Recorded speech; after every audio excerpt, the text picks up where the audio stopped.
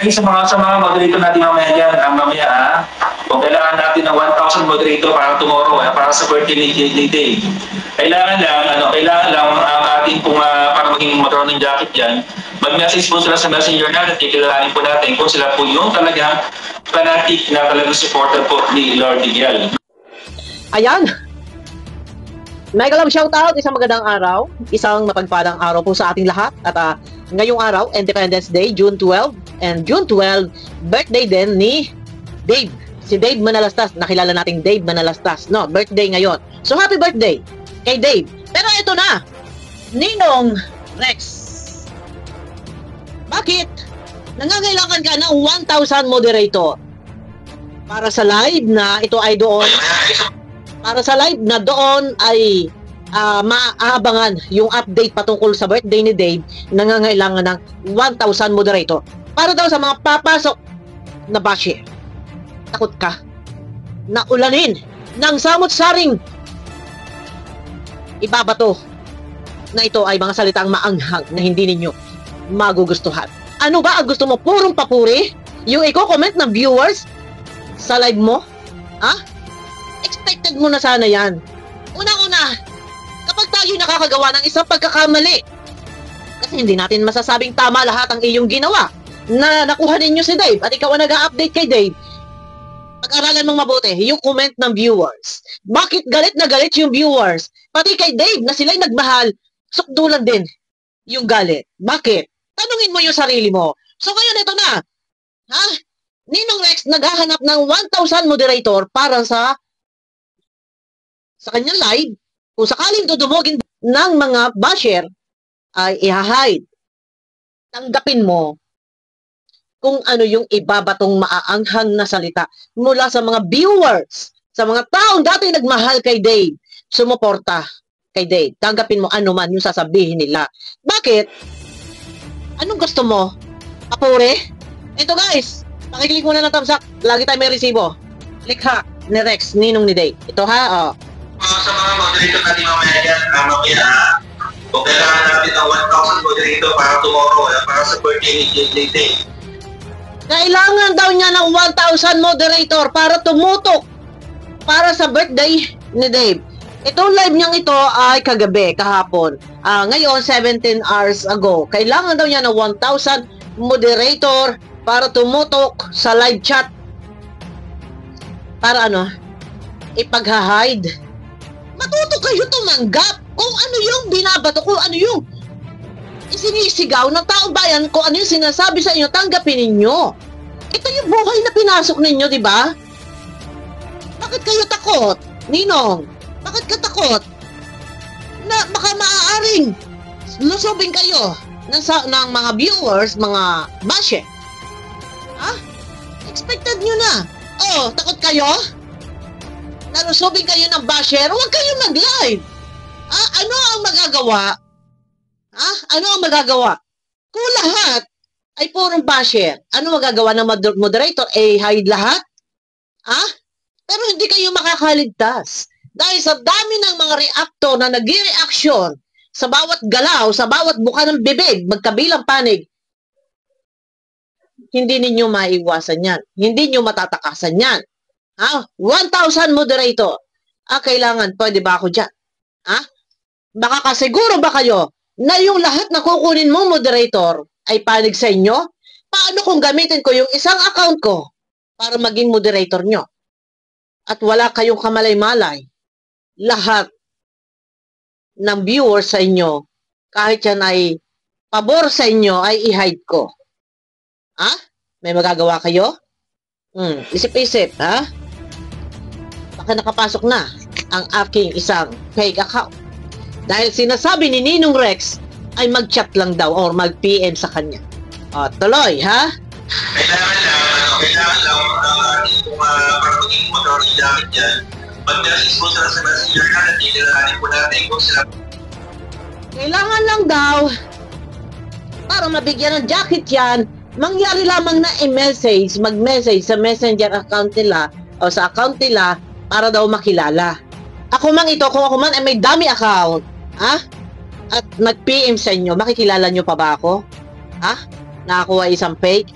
Tuloy. po yung talagang fanatic na talagang supporter po ni Lord Miguel, no?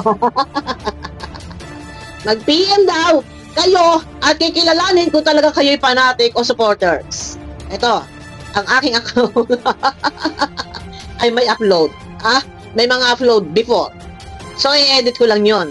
Papalitan ko ng picture. So, ang date nun, 2023-2024, ay yung ba ay malulusutan? Yes, makakalusot tayo.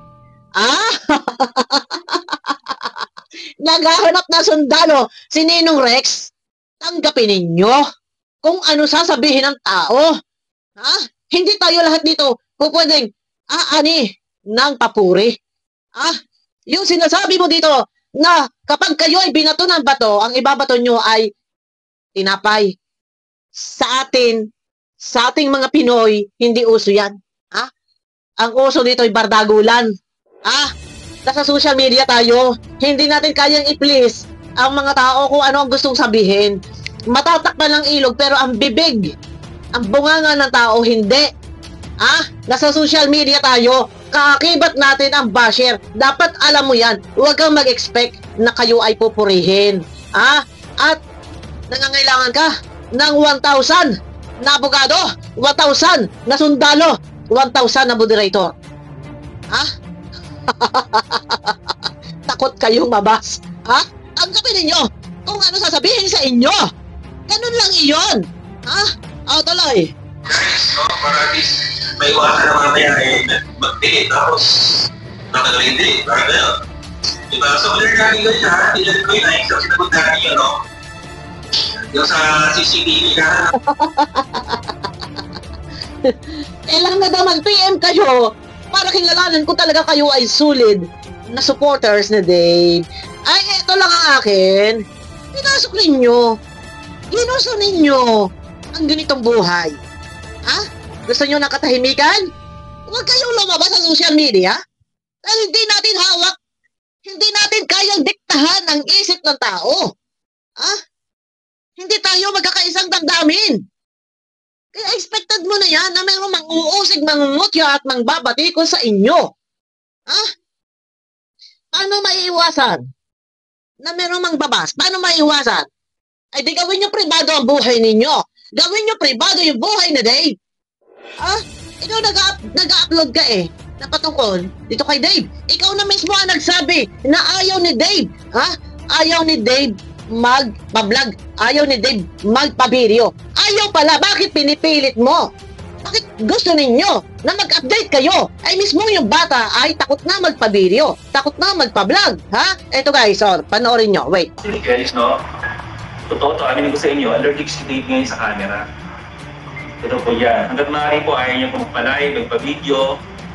Nahiya lang po siya sa akin. Ayan. At, pero sa totoo lang guys, ayaw niya po talaga. Dahil nga po, yung mga pagbabas nga po sa inyo, pagbabas nga po sa kanya is talagang masyado ng below the belt. Ayaw na magpa-day, ayaw na magpa-vlog, ayaw na magpa-video. Allergy na sa camera. Yun naman pala. Bakit pina-vlog nyo pa? Bakit nagsha-shopping kayo naka-vlog yung bata? Ay ayaw na pala. I-respeto ninyo. Wala na mukhang may harap yung bata. Ibig sabihin, ayaw niya magpa-vlog, ayaw niya magpa-video, allergy na. Wala na mukhang may harap. Takot na dahil nababas. Huwag ninyong i-vlog. Huwag ninyong videohan. Gawin nyo na privado na hindi mabas. Ganun lang kasimple yun. Bakit kayo nagsha-shopping, bina-vlog nyo? Ina-update ninyo. Ay ayaw na nga ng bata Nagkapobya na Hindi magkakaroon ng katahimikan. Bakit? Kung ilang taon si Dave na ito'y inalagaan, 5 taon, baka 5 taon din itong mababas hanggat si Dave ay nasa poder ninyo, ayaw na pala. Nagka-allergy na yung bata, ayaw na magpa-video, ayaw magpa-vlog. Ay bakit pa ninyo ina-update? Bakit ninyo binablog? Gawin nyo privado yung buhay ng bata. Yun naman pala, ayaw na pala. Bakit pa? Pati birthday. Ito birthday ni Dave. Abangan natin yan. Sa tingin nyo ba dyan? Puro papuri lahat? No. Kahit ano pakiusap nila Tatay Tekram nagsalita na huwag ibaba si Dave. Hindi ninyo kayang takpan ang bibig o bunganga ng tao. Real talk yan. Yan ang totoo. Matatakpan ang ilog. Pero ang bibig ng tao, hindi. Ayaw na palang magpa-vlog. Nagka-allergy na yung bata. Nababas yung bata. The more na naglalabas kayo ng video. Tingnan mo yung comment section mo. Sa live chat. Ninong Rex. Tingnan mo. Puro pang-uusik, pangungutya. Tapos ngayon i-update nyo. Gawin yung privado yung buhay ng bata. Huwag kayo magka-para-update. Huwag kayo mag-upload. Dahil sa ganun, magkaroon ng peace of mind. Magkaroon ng katahimikan. Bakit? Ina-upload. Ha? Bakit? Naka-on ang dollar sign ng video. May ads, may kita. Ha? Para makagain ng revenue? Tanong ko lang. Ayaw na pala ng bata, nagka-allergy na. Ayaw na humarap sa camera. Takot na. Eh bakit ba? Ilalagay niyo yung birthday. Abangan, guys, abang kayo, ha? Reaction tayo. Wala. Sino man pwede. Kay YouTube hindi bawal. No. Ngayon, ayaw niyong marireactionan. Ayaw meron tayong freedom of speech.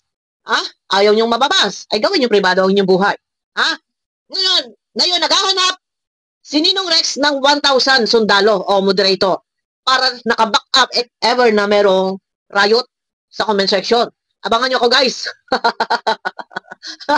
Riot na ito. Grabe na ito.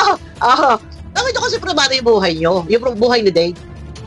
Kasi kakibat natin. Bilang tayo ay lumalabas sa social media, bilang tayo ay mga vlogger, kakibat natin ang basher. Normal yan. Ay, ngayon yung bata humihiling. Ayaw magpa-vlog. Ayaw magpa-video. Ay, bakit hindi ninyo i-respeto at igala? Bakit tuloy-tuloy pa rin? Ha? Nagsha-shopping kayo, naka-video. Bakit? Tapos naka-on yung dollar sign. May revenue. So, gusto nyo rin ba kumita? Tanong ko lang. Guys, abangan nyo ako sa aking next video. Update tayo ha, update tayo sa live today. Kung ano mga kaguluhan at mga karayutan na yan.